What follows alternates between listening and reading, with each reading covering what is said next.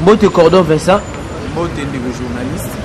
Cordon Vincent, l'élo de l'estage na République démocratique du Congo ya kokamwa ete tata ekolo finança déjà mbongo na régie des eaux mbongo na SNEL pour na makambo ya phénomène de l'estage esila mais aussi la té et boti insécurité makasi okolo baboni.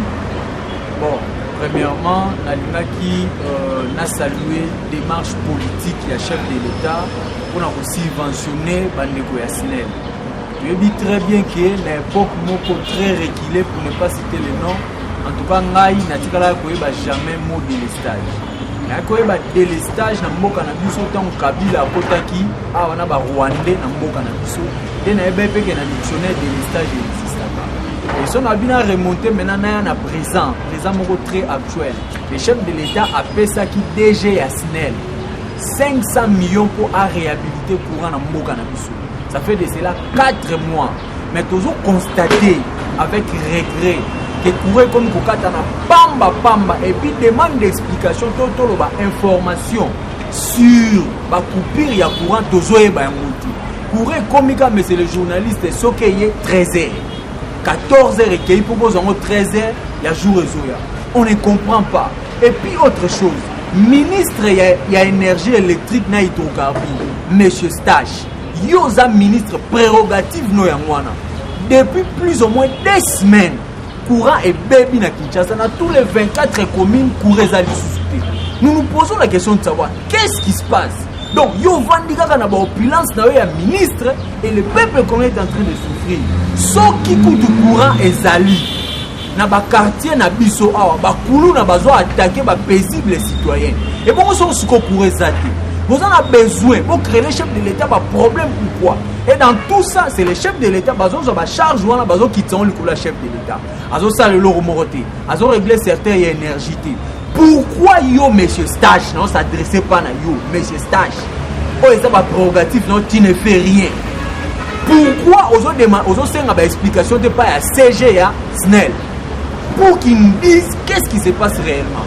Mais c'est le journaliste on a absolument na landi RTNT. Bako fente biso no bachaki communication bachaki communiquer na RTNT. Communiquer tikali jamais koleka na RTNT. Ça fait 2 semaines pour réseau katana. To ya kulu ne comme makasi. Webi ke batu mususu babima bakenda ko bazonga ba 23h. Bako zonga ndenge nini so bakutana bakulu na eke kurezate. Tozo senga na ministre ya énergie monsieur Stage na DG na yo ya SNEL.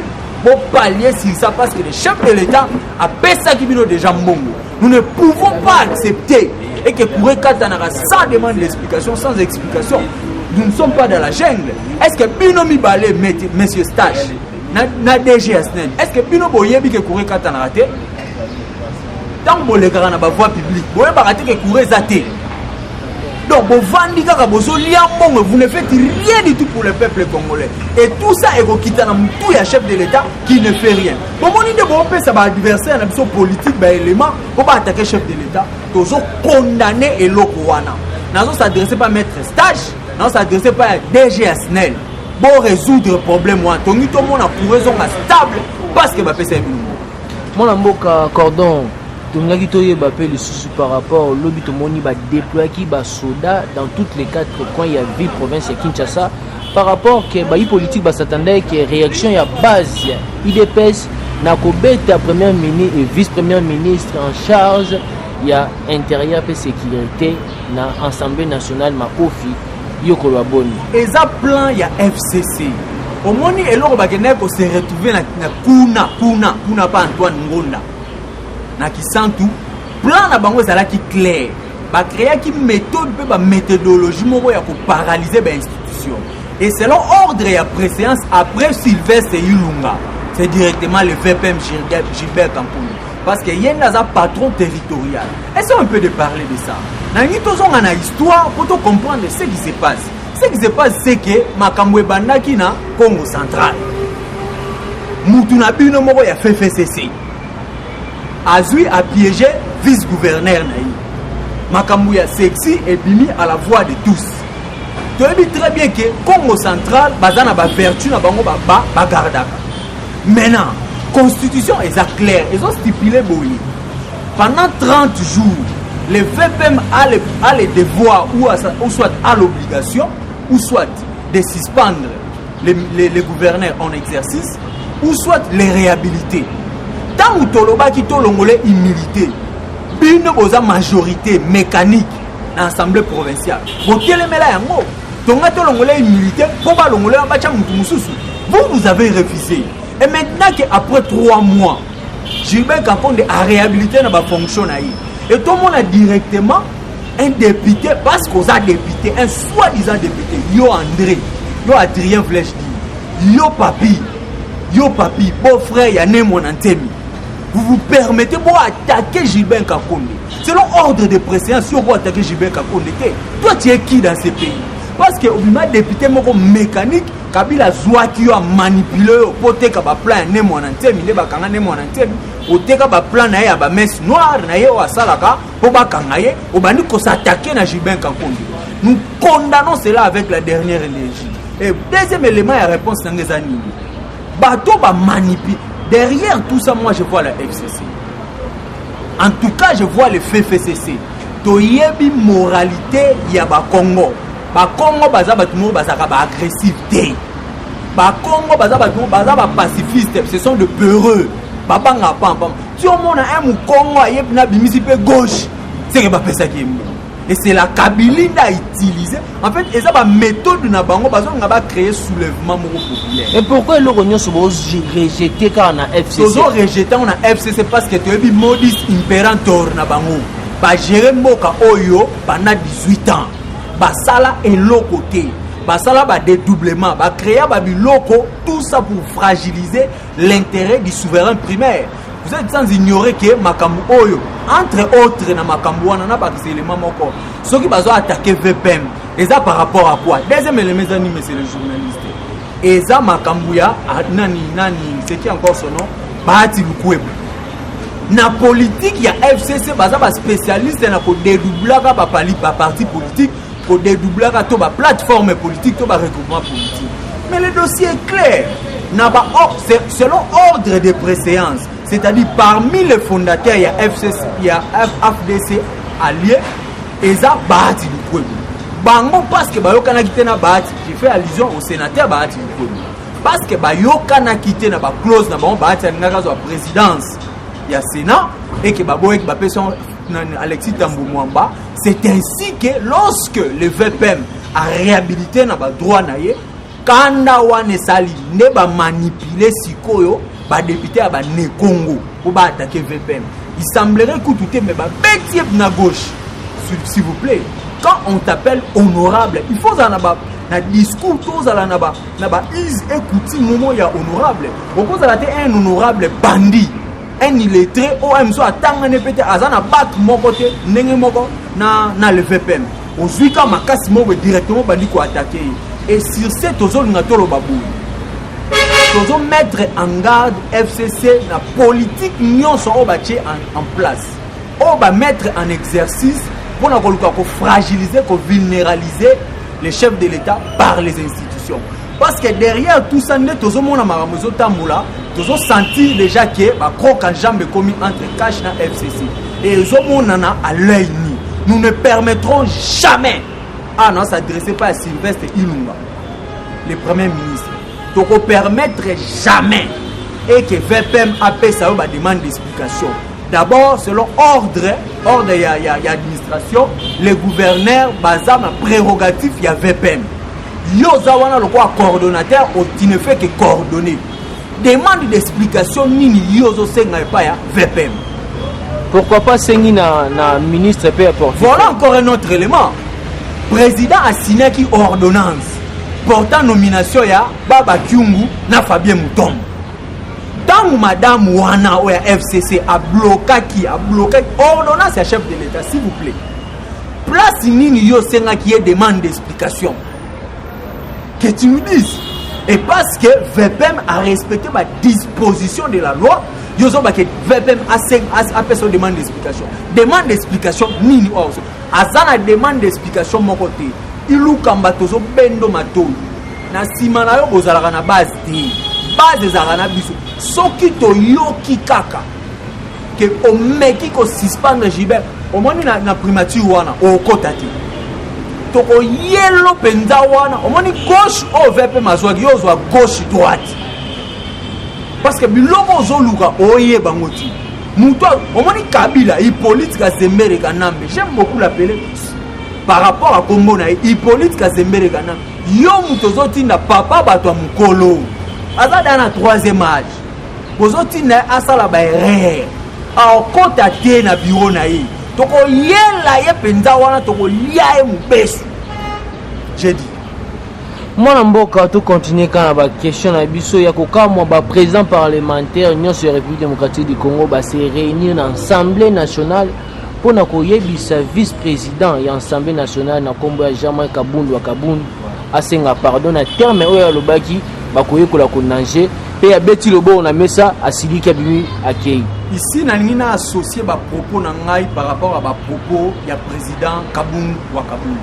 Nous avons bali ya solo. Mobali ya solo azalaka bongo mobali ya solo abangaka te président eloko moko te koyelo biso base biso peuple congolais par ma bouche tozo soutenir yo tozo soutenir démarche na yo nalingi na poser question moko na ba président ya commission wana en vertu de quel pouvoir de quelle autorité vous pouvez vous permettre bovandisa vice-premier ministre vice-premier président et assemblée nationale pour vous dire pardon. Est-ce que Kabila Boma bandeko na biso ba Congolais pendant 18 ans asenga pardon? Kabila tumba permanence na biso na 10e ri. Na batu na kati asenga pardon. Kabila tumba permanence na biso na 11e ri asenga pardon. Kabila tchela biso bombe awa retardement awa na 2017 ans asenga pardon. Kabila kanga bandeko na biso arbitrairement. Kabila a créé guerre na mboka na biso. Na ba antagoniste ba protagoniste ya ba pays limitrophe entre autres Paul Kagame asenga pardon ti lelo ba encore alemera Kabila amplifia ba encore alemera na mboka na biso bandeko na biso ba ko fa chaque jour à l'est à la partie orientale ya mboka na biso Kabila asenga pardon Kabila pia ba denier public na biso aya awa Hippolyte Kazembere Kanambe na mayandi ba bot na makolo aya awa lelo RDC laissé là ici a comme multimilliardaire ayibi a misla biso a tumba biso a kanga biso a boma biso pendant 18 ans a senga pardon et besoin de sa Jean-Marc Kabunda senga pardon il ne demandera jamais pardon il a été clair et clair je ne demanderai jamais pardon et nous allons mettre en garde ba président il y a la commission wana na parlement tous surveiller bino soki to moni botuna lisolo pa na weje botuna lisolo pa na weje neto yela kana tonga to lia mubesu to yela bino na parlement wana boko lapa to yela bino avec force to lia bino mikie okeba Jean-Marc Kabunda za muninga na bino te il est président d'un parti politique na mboka na biso to bien la machine politique qui est l'IDPS drapeau na biso moni na lati okeba IDPS ya paluté na bisara bino omoni ba méthode bo utiliser na pas que ça la mo pas parti mikie IDPS c'est ça paluté okeba na biloko na tozo mettre bino en garde et tozo condamner forme nyonso bokozwa avec la dernière énergie soto yoki kaka bo meki su ko vanta président Kabunda pour même ça senga pardon et pas Hippolyte Kazembere Kanambe et pas à Shadari voleur infarfelu et pas à Mova Sakani to et pas à Nemi Moulania to pour attaquer bino physiquement to moni déjà pour attaquer Jean-Marc Kabunda on est enlèvement ils ont les choses telles qu'ils sont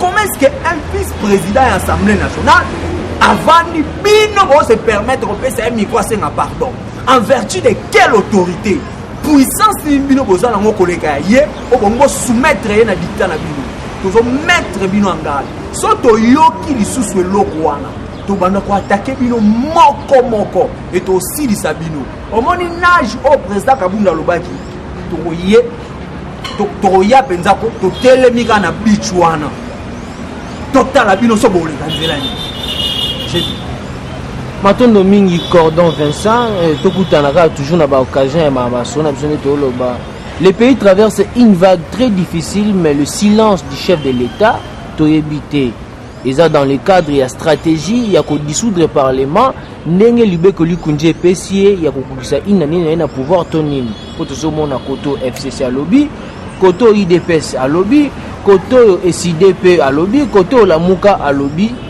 mais peuple n'aime pas souffrir, to éviter. Projet ezali nini? Nazonga na ebisa bandeko ya Lamuka na ya FFCC ya Kazemere Kanambe. Faut pas beloko moko le chef de l'État est le garant et de bon fonctionnement de l'État.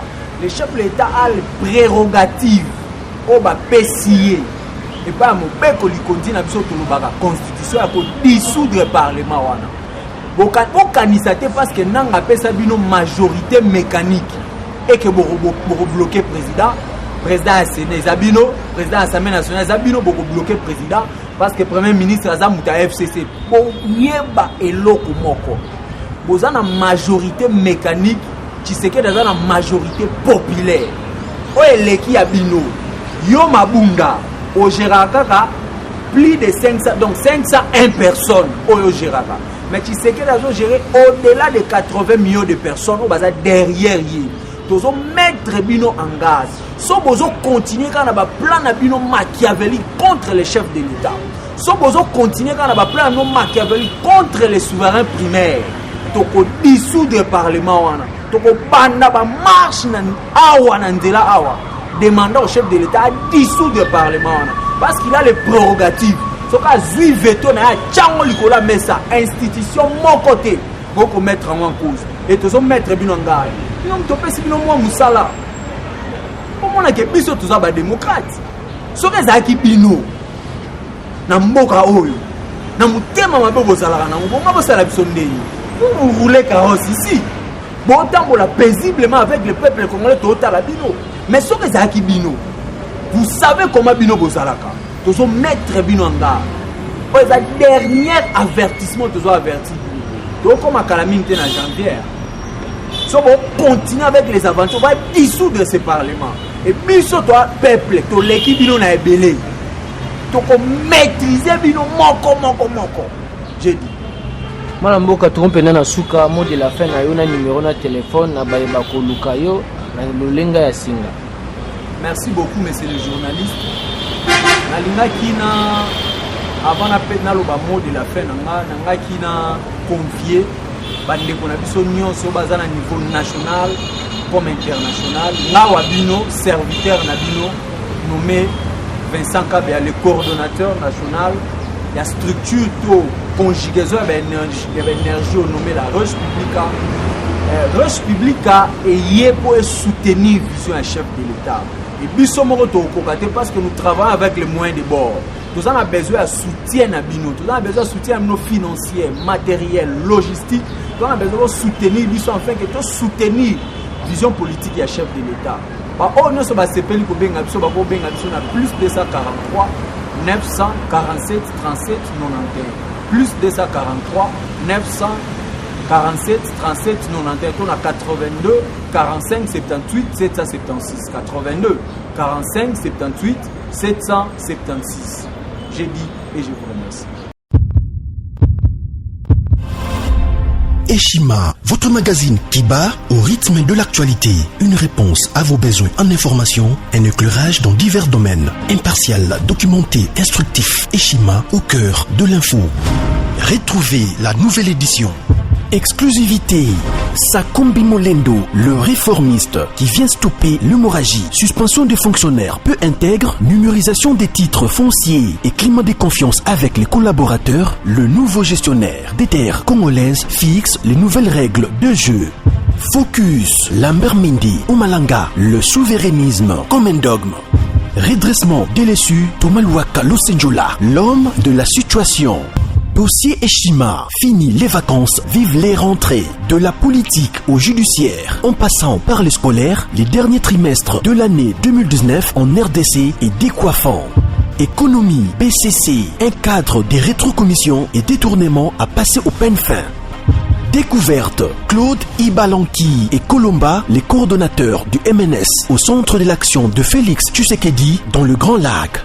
Les dialogues et pourparlers en RDC qu'en tire le peuple. Tubaou, la clé de la mythologie kassaïenne. Retrouvez l'intégralité du magazine Eshima dans les kiosques. Eshima Magazine, un nouveau standard d'information.